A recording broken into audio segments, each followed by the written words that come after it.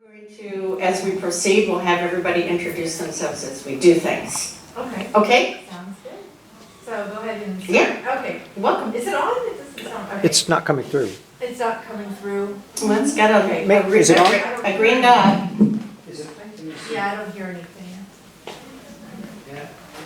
Try that. That one's just I'm working the mic with feet. Okay. Yeah, we can share that. So I was with you a couple weeks ago online. Yes. I'm Nicole McLeod with the Parks and Recreation Department, and I do volunteer engagement mainly, but I do a lot of other things too. And I used to be the education coordinator for the Natural Areas Division, where we did environmental programs and things like that, mainly for kids and families. And can you share with people now what they need to know about what you're doing? What do we need to know? From a larger perspective, we do volunteer engagement on a variety of projects. I work with a lot of other organizations to do programs, so not just not just volunteers, but also we do cemetery stewardship with Office of Historic Preservation. We do garden programs. We've done tree adoption programs. So if you're interested in getting involved in tree adoptions around the community, there's so many things that we're doing. We work with the San Antonio River Authority to do the kind of our litter cleanup events around San Antonio. We do those consistently throughout the year. As we expand our greenway trails, we have a real need for helping with this sort of litter problem that we have around San Antonio. I think we have over about 100 miles of greenway trails, so keeping those clean, just having our staff out there is just not enough. We've got to get a lot of groups out there doing independent litter cleanups. We also work with, and I invited him to, is River Aid San Antonio to do some of these larger initiatives for litter cleanups along the Creekway. I also work with the Solid Waste Department to do roll-offs and so we can do kind of a more aggressive approach to these litter cleanups. And of course, Earth Day was another event, and that's really about it that I can think of right now. Still waking up from Monday. Do you have anything to do with the grants? Grants? Any grants, like the landscaping grants and stuff? Are you Not really, no. I'm familiar with some of those through, like, there are some grants available that I know of through, Native Plant Society or maybe the Texas Park. Grants. Yeah, not under my purview. Yes, my question. And the tree adoption, is that for trees who don't know who their parents are? Well, that's because, a lot of people come to us for saying, hey, we want to do tree planting. And for us, it's not sustainable because when we do a tree planting, of course, we have to have the water trucks and everything aligned to get those trees watered all the time. So it's easier, I think, for the Parks Department to put that into the hands of those, I guess, plant parents so they can take care of those trees and nurture them, water them consistently.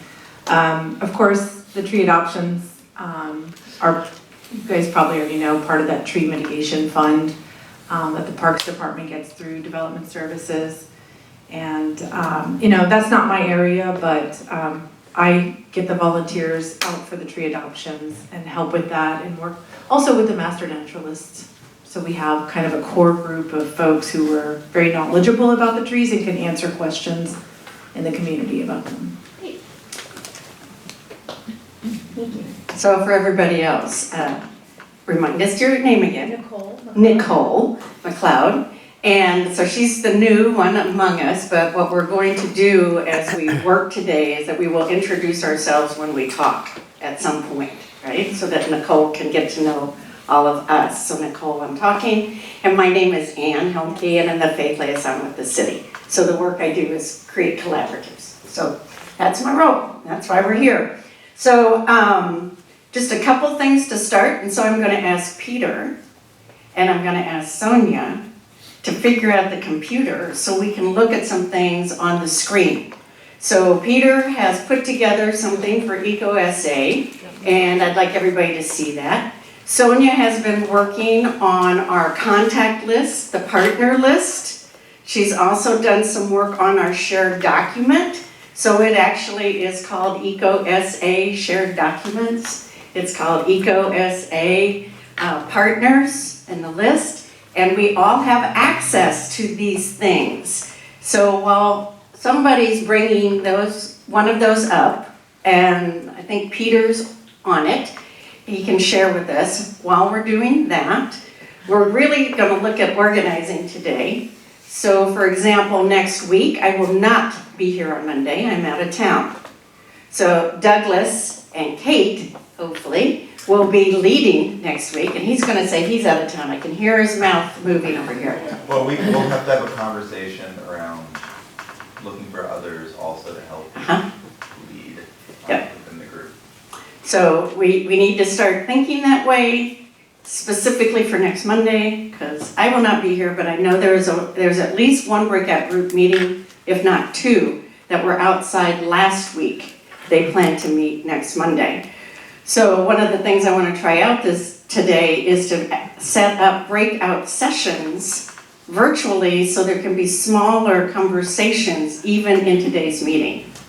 We'll get more work done if we do that. So Peter, are you ready? Hey y'all, you're seeing on your screen one of the pages. People who were here last week gave me a quick little introduction to themselves. So the idea is that each of the still images you see, there's a video behind it. Aaron Arguello, Moon, Texas. So the point is that you can, all this stuff gets in the way. The point is that you can hear somebody's name. There's links beneath the image. There's text with their name written so you can hear them pronounce their own name, and there's information that you can go on, who they represent, etc. And at the very bottom of the page, and again, everybody who gave me an interview a week ago is here. Please, and everybody has that link in email. Everybody except Barbara. Barbara didn't give me her email address. But everybody else, I've got it's in your inbox, the link to this document. And at the bottom, and so if there's something wrong, if you don't want your video online, whatever, right now, just the people who have the address in that email have access. But it's free and open. Number two, just real quickly, this is something that Elise and I were kind of messing with a little bit. If I can cause it to come up. San Antonio loves family. We celebrate the Day of the Dead. Treasure the traditions of our ancestors and honor those who came before us. But how will we honor the future? We love our children and grandchildren, so what can we do for those yet to come? We owe them all clean water, clean air, and we owe them a future safe from threatening climate disasters. Your family can help stop the climate crisis. Remember the future. Your legacy is Earth's legacy. Visit WeCountSA.org to make your voice count. So the point there is to begin the process of thinking about social media. Come on, you. 45 seconds. Yeah, that's way too long, and there's other questions. Come on, you. Get out of there. Out, out, out, out, out. I'll just do it like this. So if people have ideas about social media for the group, that was Alyssa and I just kind of starting the ball rolling. Thank you. I think we all need a clap. That was pretty cool. Yay! I'm wondering, somebody with more technology than me, but could those links also be put somehow into the shared documents? So, if people know about the shared documents, they could go back and find things without having to go back into old emails, like we just start storing stuff. I think we can just put it in a doc, title it, and so maybe Peter and Sonia could work this week on putting that into that shared document. We don't have a lot there, but And so Sonia, were you able to pull up the, The list? yeah, the list?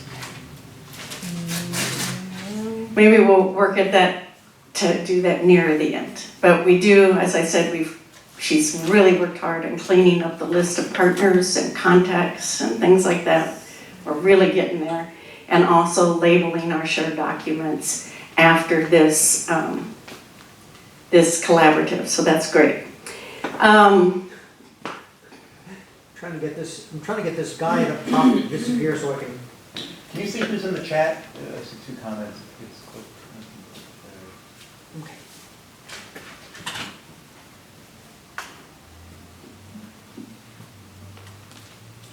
Into the chat. Was there supposed to be sign? Do you not hear us, Diane? During the videos? The second video that Peter played, there was no sound for us. I won't play it again, it's. It's at a draft stage. You'll see it again. It's not no problem with the video, it's just us playing it, getting it through the. Right, we need to click another button, so. Yes, and I know which button to click, but I'm not gonna bother. All right, so what are the things people want to talk about today? This is your meeting. What does lead count mean? Because I have very sort of superficial knowledge of the group, so Mhm. I kind of relate it to sort of I used to be a part of Texas Children in Nature networking group, which became its own nonprofit. And that's nice, but I'm not working with kids as often. Okay. So one breakout group is going to be about we count and an orientation to what this collaborative does. I'm going to be in that group. And Yes, we've got sir. a question who is speaking now, if we could hand the microphone back and forth. Oh, sorry. That's okay. She was, Nicole was asking about we count and new to the group, and so I'm going to form a breakout session, and it's going to be about we count and orientation, what's happening in this group. Anyone else want to have a breakout about a topic or things that you want to work on and keep working on? Yeah, I'd like to talk a little bit about the REASE funding from the city, the federal funding from the government, the idea of resiliency hubs, and where things stand right now, because it's quite a constellation. All right, so you heard all that, and that group's going to meet right over here. That's where Peter is. And I'm going to, yes? Peter Onfrey wants to join that, he's on here. That's why we're doing breakouts. And I'm going to have orientation recount over here. Any other, and everybody in the room is welcome to join either of those group or form another group. Anything else people want to talk about? Kevin says he'd like to join that group that I just mentioned. All right. Others? All right. Judith, are you out there? I wonder if she's coming in. Here she comes. Judith, did you want to have a breakout group? We can. What was yours? Did you have a They're topic? muted. Oh. That where the room's muted for some reason. How did that Who's muted? happen? What? Yeah. Carol, can you hear me? Well, you need the microphone. No, I'm muted on mine. But the eco room, that's open. I don't know why she said Well, it's been working. it's been working. What just happened? Okay, so Judith, your group last week was meeting on, We're meeting on The the room 15th. sounds good. yeah, but what have you been talking about? We've been talking about compassion tree, shade tree, heat island effect, all of that. So we're working with that. We have a group. Parks and Rec person here today, so Oh, you good. might want to have that conversation And then I have too. another group composting Okay. and waste reduction. Did anybody want to talk about shade or composting Let me find out why she while Judith is here? hear us. Well, they were You're just saying, torn. they're just Well, saying I don't want you to be they torn. can hear us in this room. We're just seeing two messages in chat, but we can, the room is fine. But she's saying she can't hear. Well, Okay, there was Great. one. So- Videos, in the second video, the audio didn't come through for them, maybe that's what you're hearing. I might have to go get Rose to help us go into breakouts, but what I'm going to invite us all to do is move. And then we're going to do online breakouts as well. So people who are online can be a part of a hybrid breakout.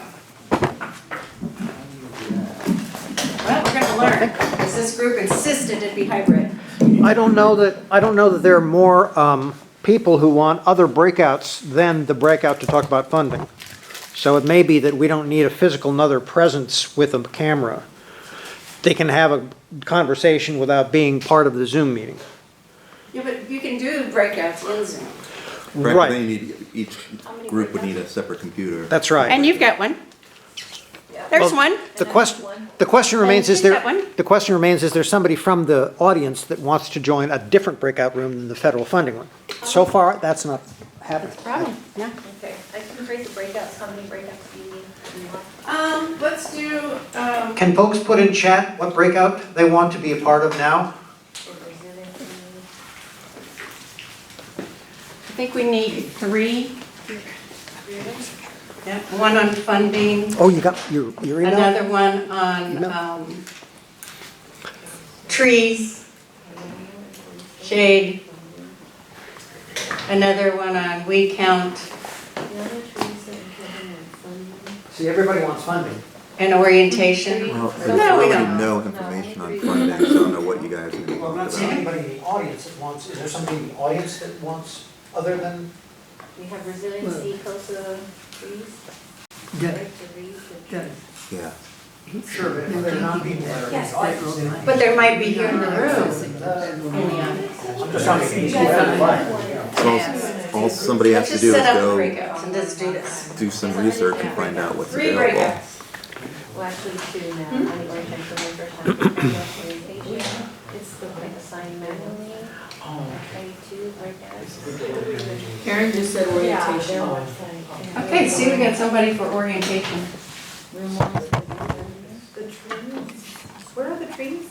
Where are the trees? What a cosmic question. Speaks for the trees. Where are the, Judith. Yeah. Okay. do you feel like a tree?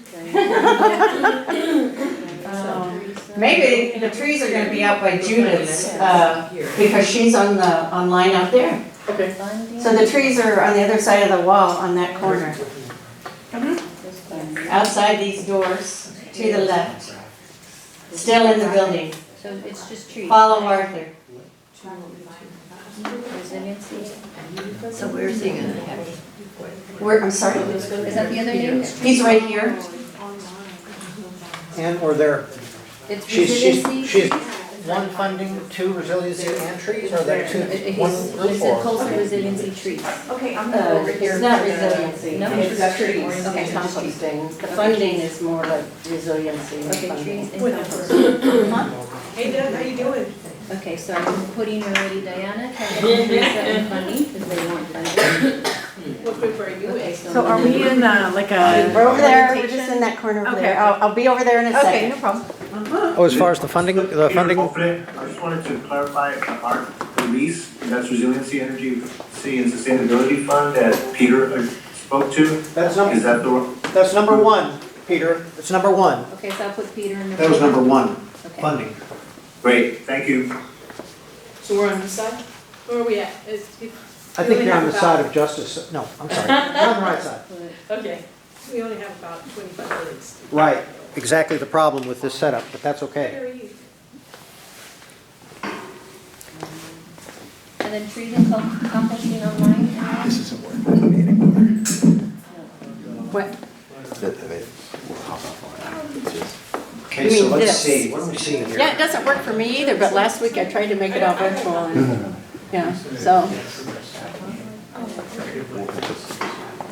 We're gonna live it today and then we'll know. I think it, I didn't touch it, edit it. I'm gonna start the funding questionnaires because I'm probably the one with the most immediate questions, but anybody else can certainly take the microphone, I'm sure it'll happen. We can't do microphone during hybrid. This microphone doesn't Nope. help with hybrid? Nope, And how do you do can't it? How do do you it. do You it? have to talk next to a computer. Your whole group needs to get Well, by a if computer. the overhead speakers work, the We microphone will have pick it 3 up. groups talking. They're all in the same room? We're right here. Okay, there we What go. about, Wait, one's up there. okay, so we have two rooms. We have, Right now, I just created one, She's because I don't creating have anyone wanting trees and composting online. So is there anyone online for trees and composting? If not, we can do it in we person. can have the tree. Yeah. I know, I sent him out there. Yeah, okay, perfect. So then you So I can one- use this room for funding? Yeah. Okay. Yeah. And I can use this microphone, yeah, okay. Not really, because we're doing orientation in here. Oh, you wanna, I think going forward, breakout rooms are not probably gonna, it's taking a lot of time to get through the technology and That's then. because we've never done it I before, know, but the that's group hard. insisted hybrid. Are the two of you doing orientation? And Yes. somebody online. Karen is doing orientation. okay, so the breakout room has already started for funding, so are you gonna, Well, I mean, we need to have a conversation, Well, why do you need a mic? because there are a bunch of us around and we're trying to get it online as well. Do you They're have not. a computer or The the? computer's over there. Oh, I see. so you can come Go over there. and do your. Okay, y'all wanna go out around there and see how well it works? I'm not sure Peter will be able to hear us, or everybody else who's on there. Can you bring your laptop? So we're saying. So this is just for. Yeah, we're This moving group over is to not this. gonna move unless we're able to do breakouts on a regular basis. We have to all be working. Yeah, just as Are close, you as close to the online? computer as you can. Okay. Yeah, but I'm going to use this microphone. This is the breakout on the Zoom room. Okay, I can do it right now. It's the orientation. Yeah, there's one more online. Okay, Yeah, we're the orientation. So it means I need to join in.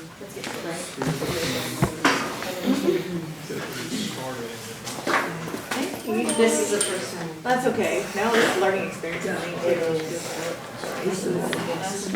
Yeah. This must have been the days before it was overrun. Right. Well, I mean, Judy off, Judy off. The tree people, when I come out here, you can meet at my desk. And Yeah, no, check one, that,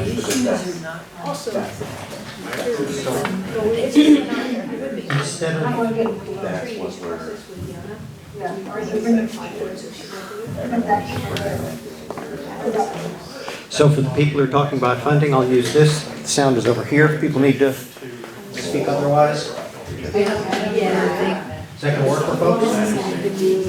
Good. Have people entered their rooms? So, you guys, your room, but are you in on the Zoom? So you can do your room? You know, the breakout. So you can't use, But this seems like it's the master one, it's the master. Because so we just would meet Karen, and that's online in our orientation, so that's what's in one breakout, and so orientation, so we're joining that. so are you saying he needs to, does not need to do something to make his controlling computer for this number one funding group? Yeah, for the breakout session, yeah, he needs to large, I didn't Well, put can it Peter in. just like call into a phone? Okay. I don't know why. Well, we've got a number of people on funding. We've got at least So, two people. yeah, the question is, we were moving into a breakout room for funding, but we want to hear what's going on at EcoCentro regarding funding. Right, that's what I'm trying to get it set up. In other words, you, Diane, can hear through the microphone I'm using, right? Because I left the breakout room. Okay, she left it, so you want me to Well, cancel? yeah, Doug, I think you may need to set up your computers on the This is really. I'll go Yeah, back it's a and major tell the cluster. It's a major others. cluster because we're trying to do multiple breakout rooms in one. I'm gonna get hungry. I'm gonna close your breakout rooms, so Okay. Diane left it, so Kevin, Peter, and Teresa are the breakout room now. Correct. Just there's a couple of us people what we're gonna do. Yeah, so you guys are just gonna do it here. So I'm gonna cancel the breakout room, so Peter can host just from EcoCentro here for funding. So Kevin, Peter, Teresa, if you wanna leave the breakout room, and then Peter will run it and funding right here, so it seems like majority of the people wanna discuss I that. wanna know. And then we have a small group for our orientation, and then they'll just post their trees and bring going on outside. So I'm gonna post the room. It's counting. And then I guess, Okay, Frank and Carlson, the you're the mission of this last, group, last one, sir, that doesn't have, I a run group. my I don't know if you wanted to go with funding or. And they all How did you need want the it? same thing, we all need the same thing, and that's a tipping point. So we're Okay, working so towards close it. the room. I'll just stay with the eco room, that's good. And all we're doing is Okay. counting. So there, so I canceled them, so they're gonna come back right now. Who cares, right now? So everybody should be coming back to the eco room, Yeah, and then, the EcoCentro room, main room. And I think that we're gonna have to call Well, that's what our work is. group together to talk this over, And our efforts. in a separate meeting, because we've lost a lot of time just getting set up. And I appreciate everybody trying to work through the ideas of what needs to happen.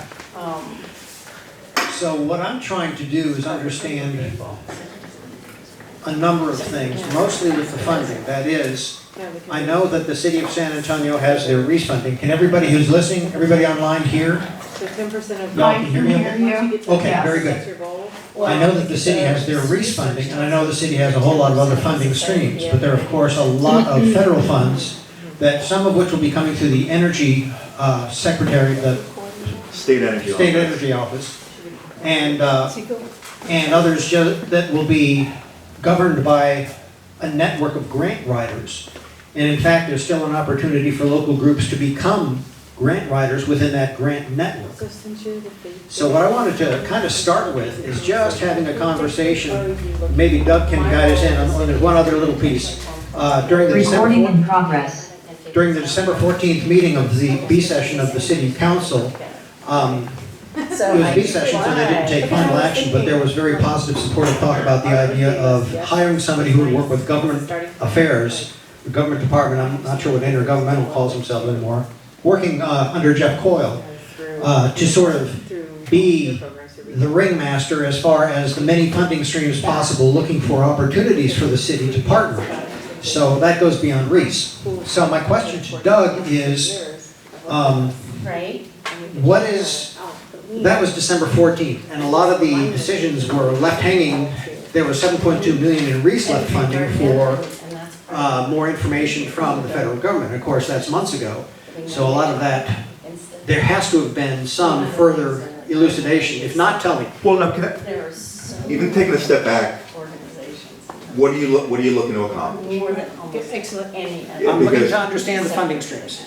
That the city's purpose for funding streams, so put it there.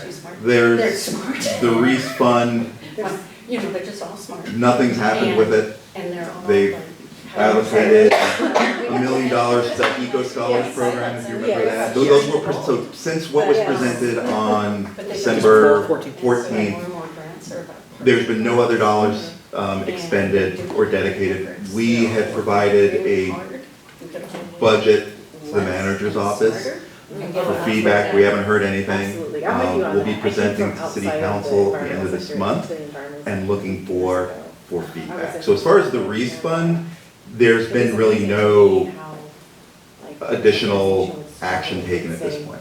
I don't think Dee Dee had a... Do you see the city of San Antonio managing the rest of those Reese funds? Yes, but it hasn't happened yet. Yeah, they have no idea how to get. I think, let's say, low-income families. if I could give some feedback, and my question also would be, there's a lot of money out there, right? We have the IRA and the EPA, EJ grants, all of that. And trying to figure out like where that money is, how do we get it here, or get it to the community. I think first we gotta figure out, what do you wanna do with this money? Like, if we were to approach an organization and say, hey, there's all this money you can apply for from the federal government, how would they even know what to do with it?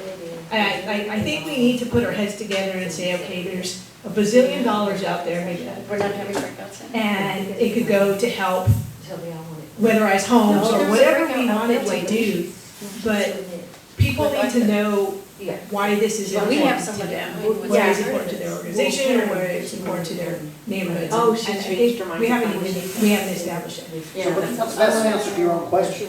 Yes. What is your best answer to your own question? No, I'm just wondering what everybody wants to use this money for, like, I'm still not clear on that. This is a work in progress. Peter, I agree with that last comment. Are you inviting people to say what we would use money for? I mean, that's the only way we're gonna get everybody. That's a start. Yeah. Go ahead, Peter. Okay, great. So this is Kevin Southern, and one of the first things that I had said when I'm at UAW, I should say, and I'm the campus coordinator of our Laudato Si action plan, and I've been on the Sustainability Advisory Board and was chair of that for a number of years, and was also involved with the city's climate action and adaptation plan. I was on the waste and consumption technical working group. So there are a couple of initiatives that I would love to see money go towards. I also know that Teresa, for example, has been talking about an initiative that she's interested in. So I think we do have initiatives, but I think one of the questions is, how do we link them to the right stakeholders? How do we leverage our own knowledge and our own institutional associations to connect ourselves to that funding? If you'd like, I can summarize a couple of those ideas in just very briefly. And I'm sorry to interrupt, if I could just jump in really quickly, it just popped to my head. I mean, one of the things that I don't want this to become is everybody telling Doug what it is that you want. I think, in my view, the purpose of this group is to really push advocacy. There's common ground, and there's a handful of folks who say, you know what, weatherization. We have to do a better job on weatherization. I think there needs to be a conversation on, well, what's the next step? And it's talking to your council member. Or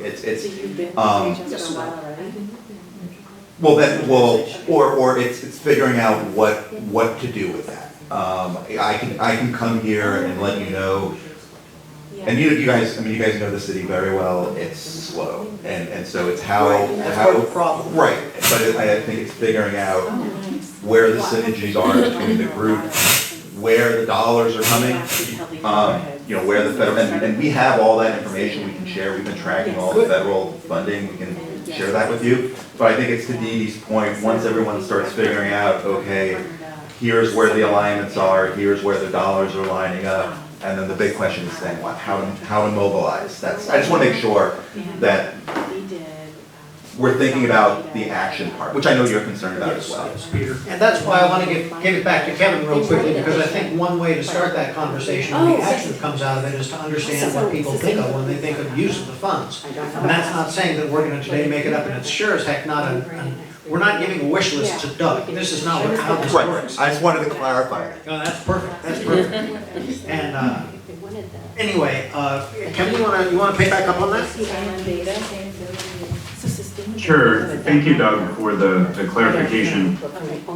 It's probably worth saying then in response that I think I'm imagining a lot of the heavy lifting is done by people who are in this group and by, say, individual institutions or maybe a couple of institutions in collaboration. It's not really a matter of, I wonder if the city could do all of the work for us. So I think there is a willingness to work. One of the ideas that I've been exploring with a colleague in environmental science here, John Hooker, is the idea of carbon sequestration. I don't know how many of you take the San Antonio Express News, but in the Sunday edition, Chris Tomlinson had a really good piece about carbon sequestration. Many of the things that he discussed are exactly in line with the kinds of things that we've been exploring. The one major difference is that whereas a lot of the carbon capture they're doing has a sort of industrial angle, the way that we're exploring it is through sourcing ultramafic rocks, which are, essentially mantle rocks that have come to the surface. And unusually, we have deposits of these in South Texas, just a handful of them, but it's extraordinary how powerful these can be in capturing and sequestering carbon. So, I mean, what we would really like to do is to explore ways to link this resource that we have in South Texas to this game-changing technology of carbon sequestration. And the fact that we have this resource, I mean, people will think of Texas and think of resources and they'll think of maybe, oil or gas or something like that. And we think of sun and wind. Here's another one. And it's in the ground and we can get to it and it actually reduces our carbon footprint in this powerful way. So how can we get the funding to make those links? And that's, we've explored a grant opportunity called DISIS, which is Dynamics of Integrated Socio-Environmental Systems. So we have been doing the work, but I think we just need, for example, money to buy some land or money to pay someone who owns land where the ultramafic rocks are. And that kind of seed money that would get a laboratory going is, as I see it, crucial to the process. Kevin, is Yes. this a discussion about basalt rocks and sequestering CO2 in basalt? Yes, that's exactly right. Okay, well, let's have another conversation, let's keep going, but that's, I can lead you to some people. We Great. can have a further conversation, it's a great idea. And that's why, I think yeah, we what have to we're, explain it. it's a microphone work. It is. I think what we're talking And about, maybe need to say that. and We just- a number yeah, of I us like it. have been working on is more the adaptation end of it. We have a city that uses 2,000 kilowatt hours per house more than Austin. It's because our housing stock is very old, and it's had different building codes throughout the time. It's not the individual people and what they have done in those houses, it's just the situation of these neighborhoods. A number of us feel that the best way to approach this is a neighborhood level, to find existing organizations, whether they're churches, homeowners associations, community centers, or whatever is in these historically deprived communities. And we see the funding streams that are being available that do not go directly through governments. They don't go, some of them can, but a lot of this stuff in these grant opportunities, we fit the profile for them perfectly if we can hurry up and take advantage of it. But we're gonna need, a number of us feel, an overriding organization. Can you say your name? This is Russell Seal.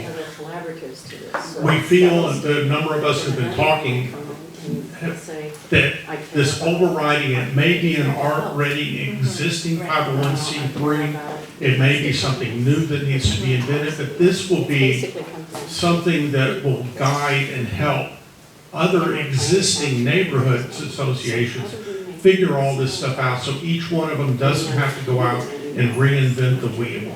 That this can train, what the word we're using is navigators. Navigators came as a federal word that has went out from the Medicare Part D plan decades ago under George Bush. And I was involved, and some other people were involved in using the navigators to help individuals figure out how to utilize these federal programs. And so we have to stay with the word navigator because that's the word that the government is using. But those navigators have to be trained by somebody. They have to be given the resources necessary to reach out to these individual homeowners. And it has to be trusted people in those neighborhoods. And that's the whole point, is finding those neighborhood associations or churches that the community trusts and was willing to go to and have that beaten path. And there's where the resiliency centers come in. So it's not just a place to go to on a hot day, a cold day, that has backup power, lighting, and all of the showers and for people to go to. A beaten path that they come to all of the time. And I think I'll stop there. I think we sort of got the idea. I just want to clarify resilience hubs, because I've been seeing in lots of conversation.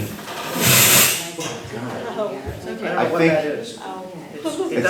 it's me. I think one of the things I just want to make very clear with resilience hubs is each neighborhood is going to direct what they look like. I've already been sort of seeing. We agree. I've been seeing language already and seeing documents showing that, well, then the hubs are going to have this or they're going to have that. That makes me uneasy because you're making initial assumptions about what it is that the neighborhood wants. There could be a whole smorgasbord of options. But I think when we start wading into this territory, we have to be very cautious that we're not leading with your own or my own bias as far as what is important for the neighborhood. It's not my place. I just wanted to clarify that. Agree 100%, Dee. Quick question, y'all might have already talked about this before, but is there like a master list of all the funding streams out there, whether it's IRA or the Department of Energy? What is to be used for? I can send a list. I have something that RMI had developed with us. I can It's, there's not as, there's a lot, but there's not as much as you think. That's something I can share. For sure. And I'll just add that one of the efforts that the federal government, as according to EPA Matt Fajeda was saying, is they're trying to figure out a choice grants program that will be launching later in the year that is going to be dispersing the 2.8 billion, the bulk of what the IRA offers. And they're trying to figure out, basically they're trying to figure out the same things themselves. They're trying to structure. They have no idea. Themselves. Right. I just wanted to offer this up. This is Deborah Ponce. I'm a public citizen.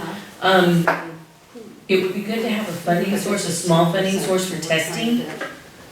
Water testing, maybe sand testing, things like that, because a lot of times when we're trying to prove toxic areas, there's no money for any of us to even prove what we're saying or what we know to be true. And there are funds, yeah, I think it's excellent to talk to local people. Doug is saying maybe SAWS would have, as far as water quality testing. Or the river authority. The River San Antonio River Authority. They have a laboratory. If we had funding that was for the city. Where would it live? Well, we'd have to figure. We'd have to figure all of that out, but there needs to be some sort of funding. I mean, even, a science class could go out there and, take out and go sample water, in a creek or something near them and be able to see and learn. It can be used for so many different things, but that testing, it doesn't need to be from, if we have to go to different places, it's not gonna be as usable as if it's one place in the city. And I will say there is, like Doug was saying, there's a smorgasbord of offerings. I would counsel everybody who's thinking in these ways to partner locally. In other words, talk to SAWS about what they know and what they already do. Don't repeat the wheel, or however you say that. But there are lots and lots of ways to find very, very highly localized programs or put them in the context of universities and research and the whole night. There's lots of opportunities like that.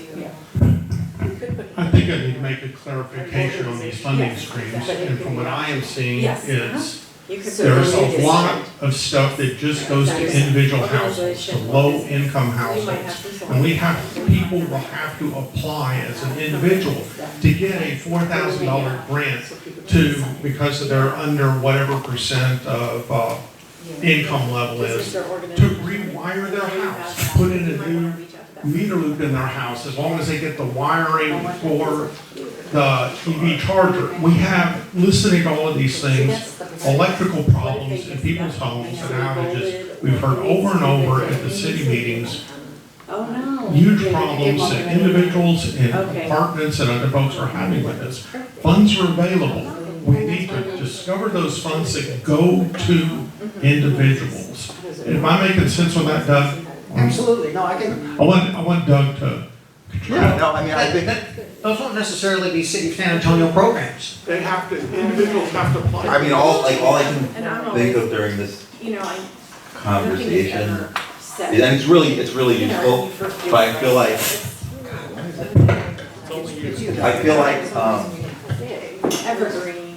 I think it's almost getting back to, and so maybe if what the group needs to do, trying to frame what I want to say. I don't want us to spit, I mean, because we always meet, how many years have you guys been doing? Not this right here. Well, I know, but getting together, figure out the problem, I think what the power in this group is 2010, if you want to to as you all brainstorm ideas, if there's a way of coming in, like if there's a handful of folks that say, you know what, we need to focus on improving the low-income existing housing stock for X, Y, like, I think you need to get to the point where there's a very clear objective and then start looking for those dollars. Because when you start, when I send over the information, you'll see there's money all over, all over the place. But I think and I think maybe Dee Dee was almost alluding to this, I think it's less chasing the money as what is the problem that you're trying to solve. And who's trying to solve it. And then who are because that's what I'm trying to do right now, just within the city organization. Urban heat island, great. like if someone says. we're meeting with every department, almost every department, and we're finding practically every department somehow touches urban heat and has their own. But nobody's talking to each other. How do we start getting everybody around the same table to say, okay, well, we're gonna do cool pavement and trees, and so that's what I would suggest is as you guys sort of think through whether it's resilience hubs or whether it's, weatherization, that would just be my recommendation, to try to get as laser focused as possible, and then figuring out, okay, who around the table, and then who around the table is doing what, really, I think it just has to be really strategic. Yes. Otherwise, my concern is, we'll just spin, like, and we can't do that anymore.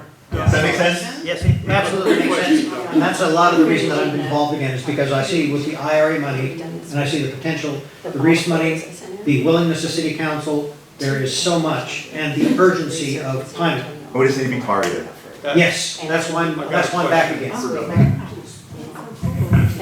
Sorry, the question is, we've been beating around that, the city or CPS is not gonna be the ones that can move quickly, and that we're needing another 501c3, maybe an existing, maybe a new one, to help with professional staff in that 501c3, these funding grants to target that and get that going. Do you see another organization out there that's already willing to take this up, or do you think we need to develop a new one, or do you think nothing at all and we're just going to roll? So, well, let me ask you this. Can you narrow, to do what? Can you narrow that down a little more, 501c3 to do what? I can narrow that down. The idea to me is that within the city's purview, there's the Reese funding and there's departmental work and et cetera, et cetera. But there is one whale of a lot of money that is outside of the city. Now, I know there's questions about, I remember hearing rumors that CPS Energy was thinking that money that would come to somebody in the city from other federal sources would go through ACOG. There's so many different sources, but the point remains that we, like you were saying, we're taking your charge immediately and saying the city is not, the city can be, we want to support the city in their leadership in these areas, just like the CAP. But there will be ways that we want to move, that we see the funding, that we want to go for it. So that's why So what I would say is, so in terms of funding, there's, and I think you distributed this around, there's funding around EJ, for, and there was environmental justice, EJ collaboration grants, for nonprofit entities. So, I think it gets down to what's the what. What is it that you want to tackle, and then who are those partner agencies that make sense, who could potentially lean into it and lead, and then what are the funding opportunities to help? Because I think it always comes back to the what. What I think is as specific as you can get with what is, because I feel like I agree. No, because it's, everything needs to be done, right? I mean, there's 50 things that need to be done, but how do you gotta prioritize, and so for instance, when we were talking about the environmental justice collaborative grant that just closed last month, we had broached a conversation with the food bank to see would they be interested in applying and taking on trying to coordinate an initial sort of resilience hub approach. They were interested, but there wasn't enough time for them to really understand and lean in, because it's different, right? It's what we were asking them to do was, this isn't just, right, it's not just about food, it's about all this other stuff. I personally think it's a really good fit, and it may take some time to get them there, but I think that's the thought is, what is it that you want to do, and then who are the partners that you need to bring into the table? And then, look, there's 10 funding sources, which one makes sense? We have a next. I agree, and it's also, you were here for the presentation on sacred. Yeah, right? which is huge. And which also, I haven't done my homework, I haven't sat down with Bill Neely yet and said to him, we have these programs and these ideas, and we know that environment or sustainability is not one of the widgets currently on the sacred site. However, you probably have people in, like you talked about going to the food bank, there might be people in housing, the independent NGOs, there might be independents that could share parts of it, and that would sort of be ideal in a certain way, because that's not asking them to do everything. To be able to, I mean, in terms of priorities, because Kate was sort of showing me, we were looking at the site, that would be huge, to simply have a landing page where anybody who's interested in the broad spectrum of climate and sustainability, to see who's doing what, that would be absolutely unbelievable. So I think that's a great idea too. So I have a really specific question, and I emailed this to both Doug and Peter, and I've had several, the solar. religious Yes. institutions ask me about, funding sources for solar. So what's the response? The only, You're getting, when the microphone gets in front of this guy. the only, That we do it virtually, and we try that. there's, so let me ask you, so for just general affordable housing, Which works. Well, this would be for religious institutions. okay, so the only things that I'm aware of now is I believe CPS's solar rebate is still available for nonprofits. In terms of federal, I'm not, let me double check that one. I know there's a new program that's going to be rolled out during the summer from the EPA. It's a competition called Solar for All. They're gonna be making about, I'm guessing, I'd be wrong, I might be wrong, but it's about 20 to 25 awards nationally. Probably going to either to nonprofits or other entities to pass the dollars through for solar and battery storage in low-income neighborhoods. We've been talking with, there's a sort of like a statewide discussion amongst municipalities to figure out how to collaborate and what who would be best to go after those dollars in order to pass them through to local governments. But I apologize I didn't get back to you. Let me go back to the office and see if there's anything in particular in terms of tax incentives for churches. I know there are for individuals, but I'm not sure about churches or not. Tax incentives for churches, I love it. Oh, I'm sorry, that's right. Well, no, actually, okay, I take that back. So basically what has changed is, if you remember, tax incentives. If you remember, nonprofits and municipalities could never enter into power purchase agreements because we don't have the tax liability. There's a new provision in the IRA called direct pay, and so it's allowing nonprofits and local governments to actually be able to take advantage of tax incentives. So if there's a church, they could enter into a third-party PPA and basically own the system and get the tax benefits. So to speak. Now, again, it's a great conversation. I want to know if there's something that Peter Onfrey or Diane or anybody else especially people we haven't heard from yet. Is there anything anybody else to say? Yes, this is Peter Onofre. Thank you, Peter. Just enjoying the conversation, good feedback, and thank you, Doug, for really emphasizing that point about the resiliency hubs. I personally think that the priority, my perspective, should be in resiliency, energy efficiency, equity for low-income customers and for low-income citizens, those that are the marginalized. And I think creating something very specific, because I do agree that you do have to be very specific and targeted. And developing the hubs, and I wanted to say that I attended that webinar on the collaborative approach to supportive neighborhood-based resiliency and marginalized committees, and wanted to get your feedback on the work that RMI is doing in the cohort. And is there anything there that we could start to identify the nonprofits that are developing those resiliency hubs? Because I agree with you, they have to start community up, so we have to be engaged in community. But then of course we're starting top down with those other collaborative partners that are the city, CPS, Bear County, ACOG. That's a broader collaborative, but it has to be very targeted. So just want to get your feedback on that, on helping us to identify the work that's already going on with the resiliency hubs, and so we can start to identify how that's a component of a good narrative. Yeah, so the cohort that RMI led, really, I mean, there wasn't really anything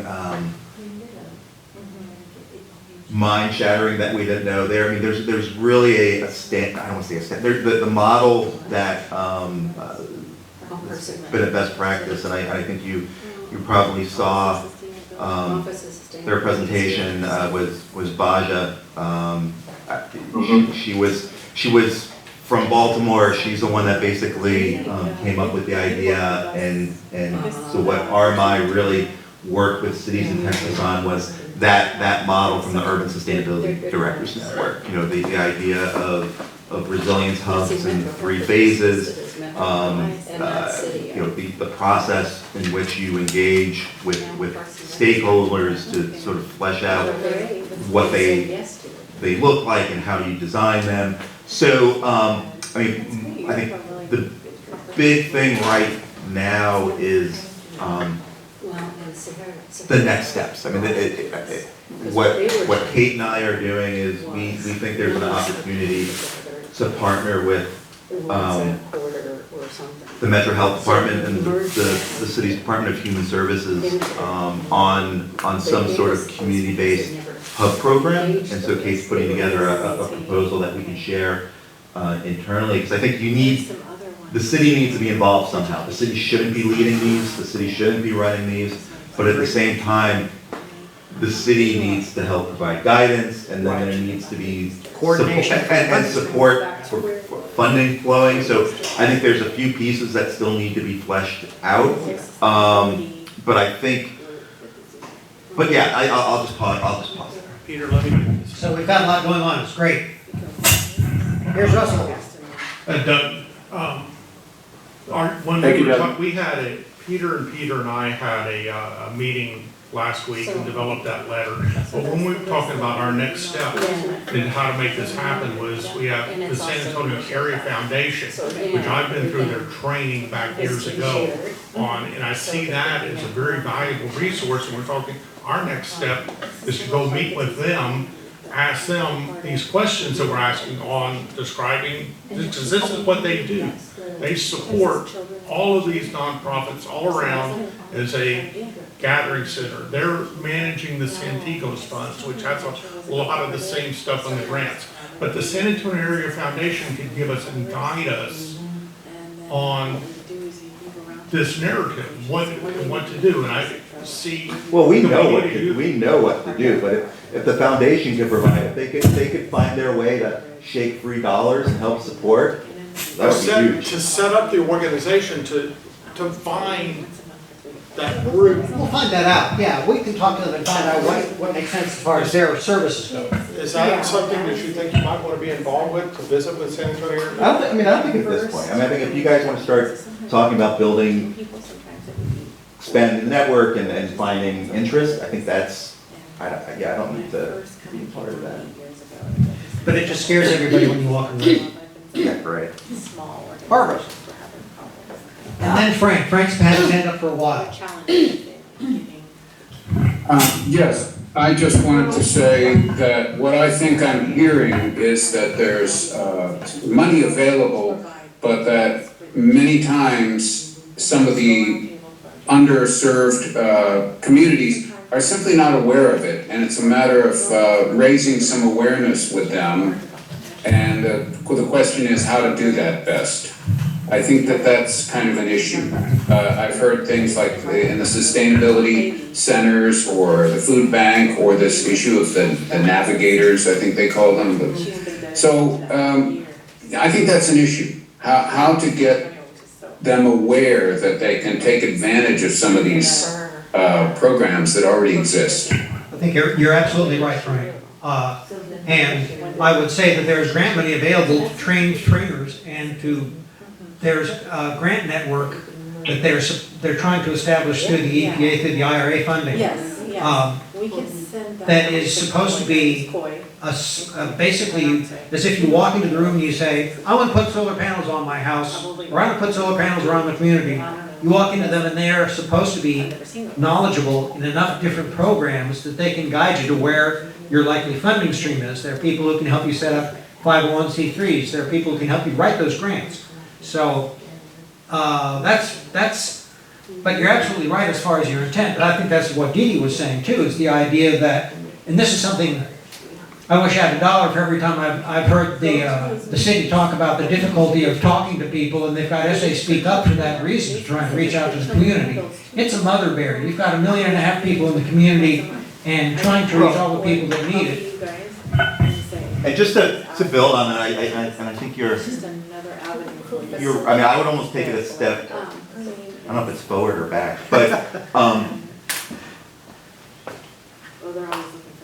I think that the advocacy is really, we can't underestimate that, and it's even, I think it's not even necessarily advocacy for a specific program, but just in general, right? How can this collaborative and the reach of all these member organizations help capture what folks in the community are concerned about and their needs, and get that up to leadership, because that's because again, it can't just be a small group of people, because that's been the method, right? It's been a very small, tight-knit, group of organizations trying to create this change. But if this group can help expand that voice, I think that would be enormous, because then it'll just make things so much easier to shape those dollars free where you need them.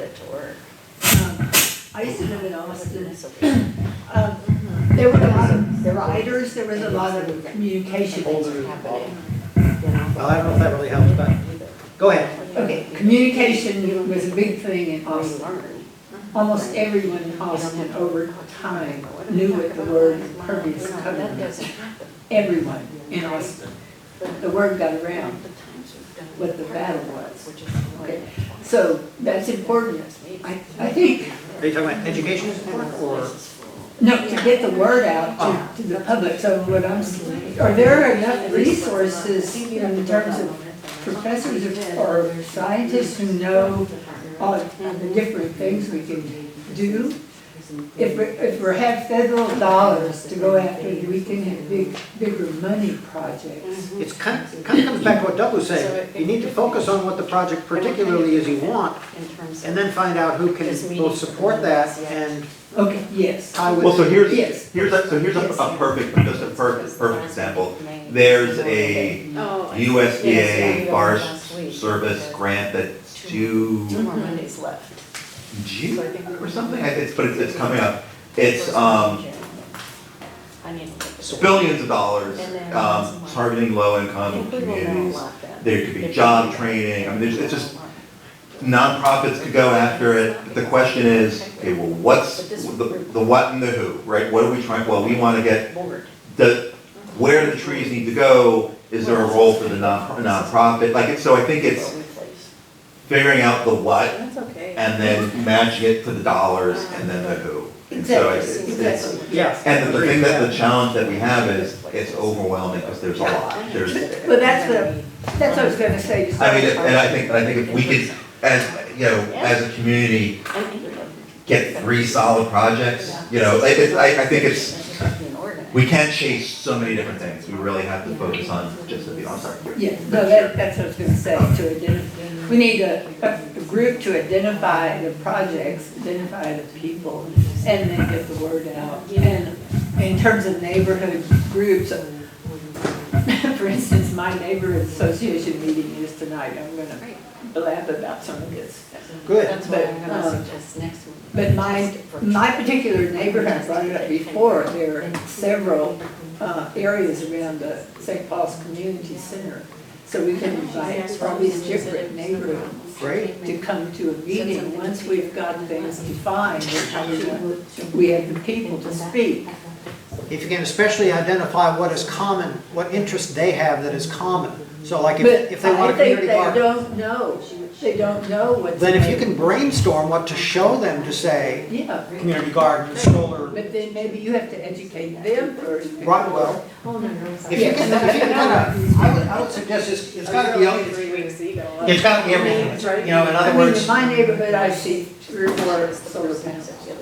Well, it might be solar, you might ask them, are you interested in solar? Are you interested in planting trees? Are you interested in, you know, sun deck over the swimming pool? Whatever you're in, whatever you find is common, you find from them.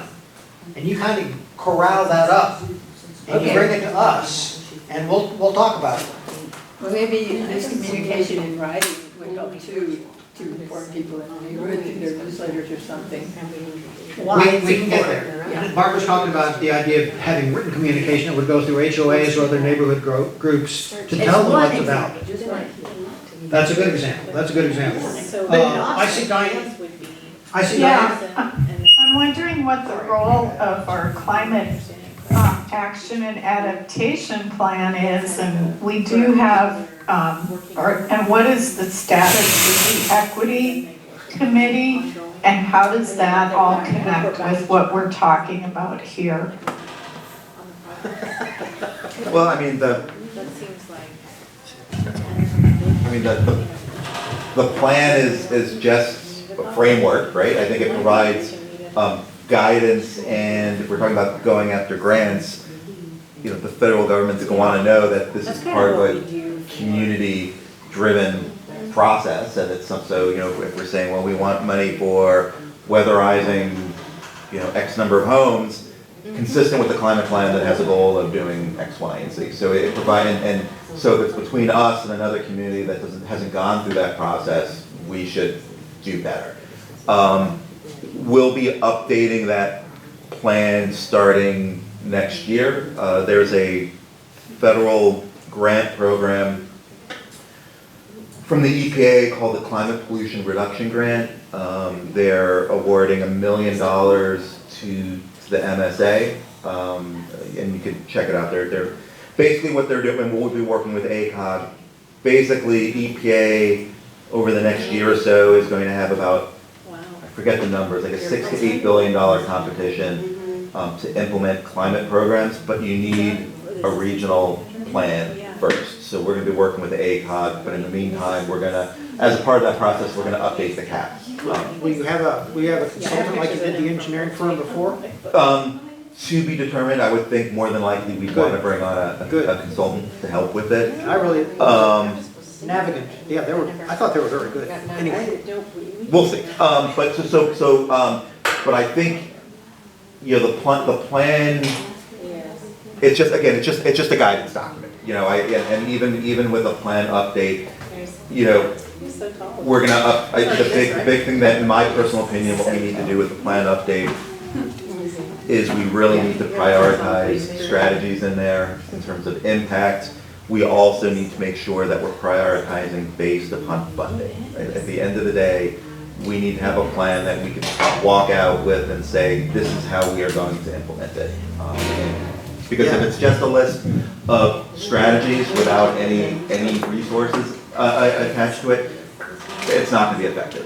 And I'll just chime in on that, because if people have a chance to look at the December 14th B session that the city of San Antonio held, they went into great detail about this whole process. They made a big emphasis on impacts. They made a big emphasis not on just simply writing pages of plans, but getting things done. And Diane, I'd also come back to your point that then Councilwoman Ana Sandoval, during that December 14th meeting, and did the mayor, as did several, I think even Eric Walsh, talked about having moved forward with the Reese funding back in, what was that, October? That represented a stake in the ground, that represented a data point, an attribute that when further funding is being requested for these environmental issues, putting that plan and its passage by the city council in as evidence of the city's dedication was a very strong positive And the same thing can go for the cap. So the idea of updating the cap, all of this is really very relevant. Well, that's the first I'd heard about the cap getting updated. I'm excited to know what's gonna happen next. Frank, did you have your hand up? I saw you No. waving or something. No. Oh, okay. Some time ago, but not now. Can you tell Diane? Thanks. Here's a grant source that she should look at. We can send it around. Okay. Want me to know? Yeah. Give it a shot. So Diane, there is a grant source, I'll send it around to you. I think it's still open, it's called Renew America's Nonprofits. It is from DOE. And I believe it would provide funding for solar, but I'll send it to you. Thank you, Doug.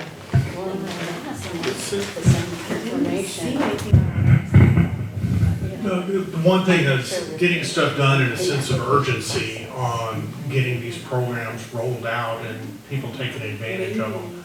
How do we develop, we've been working on this now a very, very long time, and I see very little that has actually moved the needle. And Well, there's two separate things, right? I mean, I think and this is one of the things, this is slow work, you're right? I mean,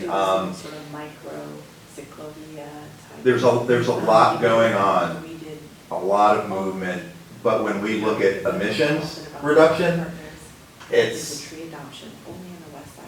so I guess I'll say yes, you're right. It's very slow, but it's not for a lack of effort.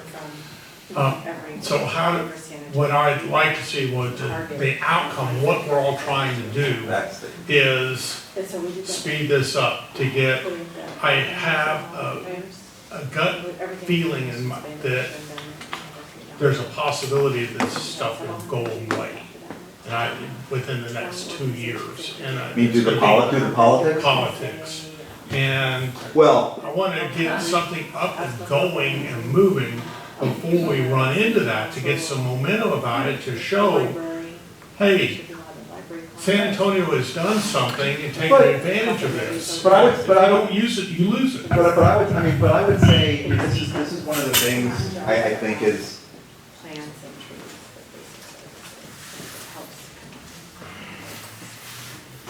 things aren't going from a perspective of mitigation and adaptation. Yes, things aren't going fast enough. But that being said,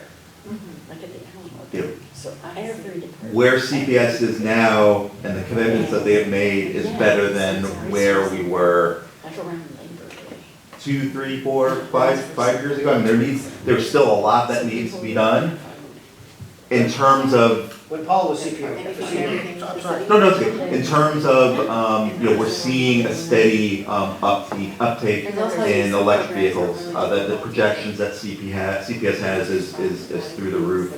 The city's installing charging infrastructure. Hopefully CPS will be successful. They're going after, knock on wood, grant funding for additional fast chargers so things are headed in the right direction.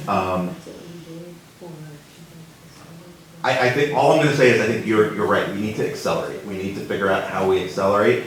It's just it's not easy. And I think that's why I think it's so important in this next plan update is to be as specific as possible. Having a plan that has just a lot of high level strategies is nice, but it doesn't say we need to have these 5 strategies done in the next 2 years, and then this is what it's going to cost.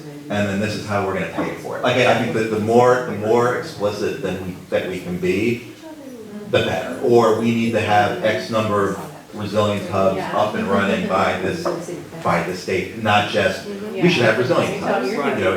That's and particularly with the federal funding that's here for the next 5 years. That's why I think 3 years. I thought there's some what goes. IRA goes for 3 years. They have to have all of it spent.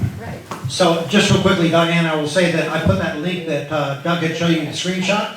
That is in chat, and people need to understand how to save the chat. Anyway, Teresa. I got it, thank you. Teresa, did you want to talk? It's okay, my question was just gonna be what, I think Deb tried to answer it is, what is it that's taking so long? We know, basically, the legislative process, it's never caught up with ingenuity, like, people innovate quicker than legislation happens. So what is taking us so long, the city of San Antonio? Well, so one I'll say it's not just the city of San Antonio. I think, quite frankly, and this might be sad, we're doing pretty well. I think, compared to a lot of cities, there are a few cities that are leading more than we are. What's taking so long? If we look at what we need to reduce emissions, it's pretty straightforward. It's clean energy, right? And you guys all know how challenging that is. It's reducing vehicle miles traveled, which is not just transit, but it's also land use, increasing density. It's circular economy. The things that need to happen, we know what that needs to be done. They're just not easy. One of the things that you hear a lot of discussion in climate professional circles is there's this notion of, does the technology exist now or doesn't it? And I'm sort of in line with the technologies here. I mean, I think we know what we need to do. It's just not easy. You just start talking about density in any neighborhood in the city, and you're going to get pushback. Or taking away a lane of traffic for a priority bus lane, you're going to get pushback. So that's where we are. It's the tools are here. It's the trade-offs. And same thing with CPS. We could get rid of, do this, and this, but it's going to, so-and-so is not going to like it. So that's the challenge. And that's where it gets back to advocacy and engaging, the community and getting their voices together so people understand, the decision makers, that, there is will, and this is what the community wants to support those political decisions. I'll just take it another angle on that. Teresa, there was a time when environmentalism looked at the big polluters, the Exxons of the world and all that, and they said, oh, those are bad people. And they said, well, look, it's really in your hands, isn't it? You need to do X, Y, Z. It's really a guilt trip for you, not for us. And there was this back and forth. Well, what is evolving now is the concept that, yes, the individuals absolutely have to do their share. That's what the IRA is all about. But it's also true that the big corporations that are polluting need to change their ways. But it's like, why are there drugs coming across the Mexican border? Answer: we buy them. It's the same thing with all the polluting that's going on in this country and around the world. We're used to it. We're entrenched in it. It's the way we work and the way we are. That's my answer to the question, why does it take so long, is because the change needs to happen. And when you start to read, perhaps if you read like I do, that are some of the environmental justice questions, and you start looking at the global south, you start looking at heat around the world and the impacts on third world countries, well, low-income countries, however you want to say it. It is a truly global problem, and it means that we all need to change on this massive basis. Now, as far as why is it taking so long in the city, I was on the steering committee for the Climate Action Adaptation Plan, and I would say that what we came out with, when we came out with the CAP that had a list of ideas on what we needed to do, first there was the identification of the pollution sources within the region. Then there was the listing of strategies. Have you ever seen those they get you put in your quarter in the box at a circus or something, a sideshow, and you have a little crank that you use to put a grappling hook that hovers over a group of toys that are down in the bin. And you drop the hook, and you watch as the grappling hooks don't really grab the toy and nothing comes up. You come up empty-handed. That's how I think of the CAP sometimes, is the idea that we have these great ideas, but we didn't have the right tools, we didn't have the right pieces. It was valuable because it moved us forward. It identified the pollution sources in the region. Now with this cap, and the EPA is being quite a partner for the low-income, underserved communities. They're amazing.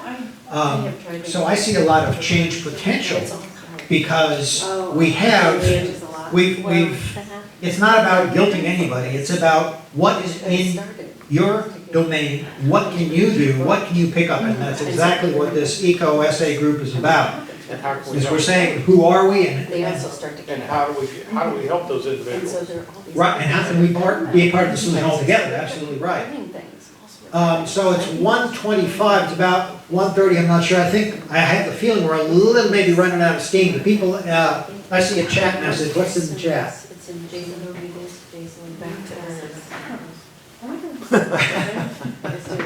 Well, I mean, that's true, but It's reiterating, you're saying this is a global problem, I hear Doug saying like, it's political will. yes. I don't consider myself a highly intelligent person, but really, we don't have a single solar panel. Like, how did this decision get made? Who thought this was a good idea? And those are the issues where I think we need to find the individuals who have this kind of like, because it's clearly not our city council. Well, Teresa, do you want to get together with me? Whoever is pushing these buttons, we need to find out who these people are and help them make sense for themselves and our planet. You want to team up and give a presentation to the Chamber of Commerce? They're the kind of people who need the message. They're the kind of people who love oil and gas.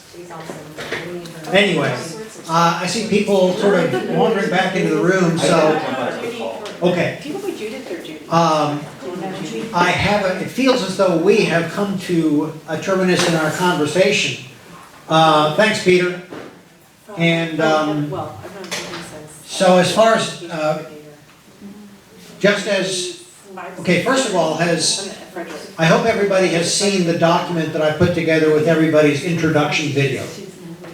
And that means that you'll have access to the last week's video that I made of the group.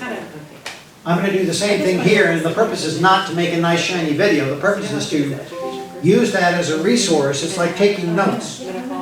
So I want to continue these conversations and continue thinking through these pieces. And so thank you people for the conversation. Does anybody have anything else they want to mention? I do. Ann does. Bye, Pete. We're at 4 minutes, 3 minutes. Yeah, I think we're really pretty much done. Okay, so what would you call what you guys did today actually about? Because we called it funding, but what did you actually talk about? Funding and strategizing, yeah. I mean, a lot of the conversation was both.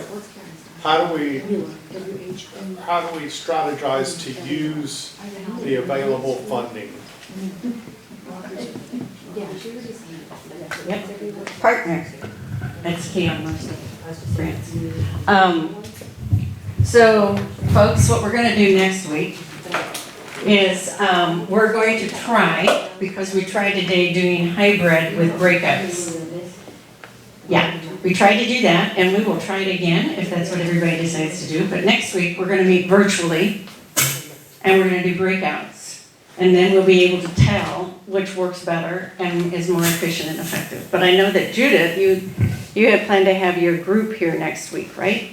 You mean the same meeting or a different group? The group from, it was a breakout. Right. So. We have another couple of rooms in this building. We're either gonna meet here, or we're gonna find some other time. Okay, because we're gonna test next week. It's all gonna be virtual, and we're gonna do breakouts. Oh, like today?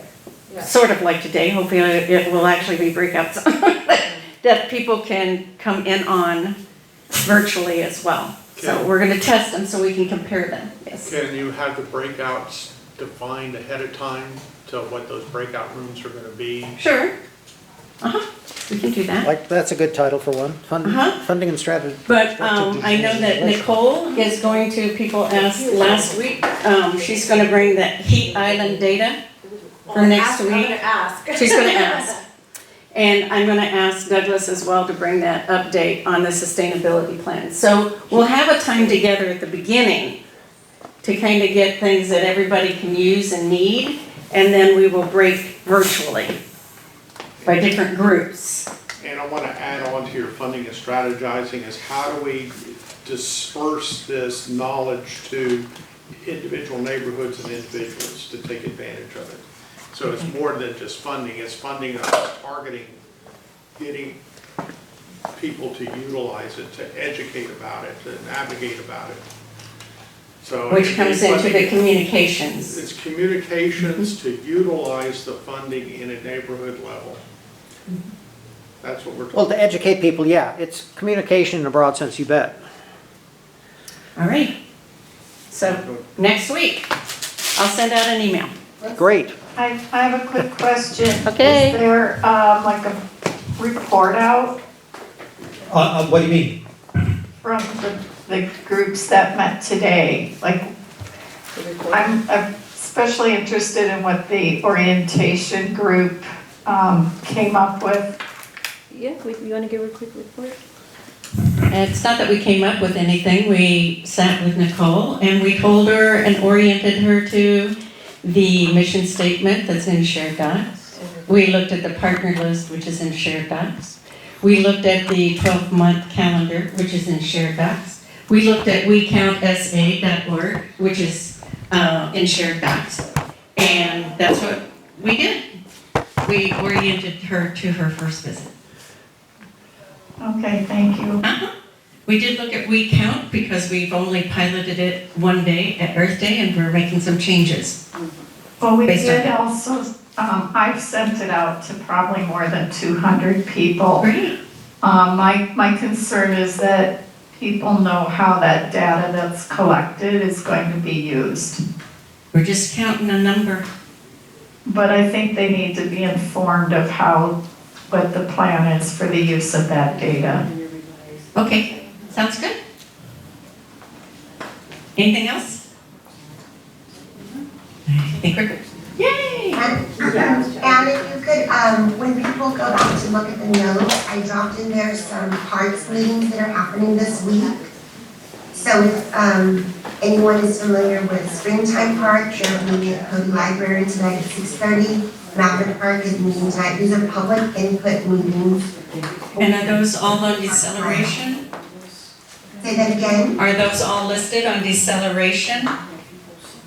No, they're not. I just put them into the, Okay. into the chat. Because that's gonna help us reach a tipping point if we're all using the same spots and pointing people there. Okay, I can do my best to get those in, but these. Probably too late, maybe. That might be, right, but at least, again, just if anyone lives near Springtime Park, at Cody Library, Maverick Park, at Central Library, those are tonight. And then tomorrow night is McAllister Park, public input meeting, and I don't know, it just gives an address for anyone who can come. Thank you. Thanks, Teresa.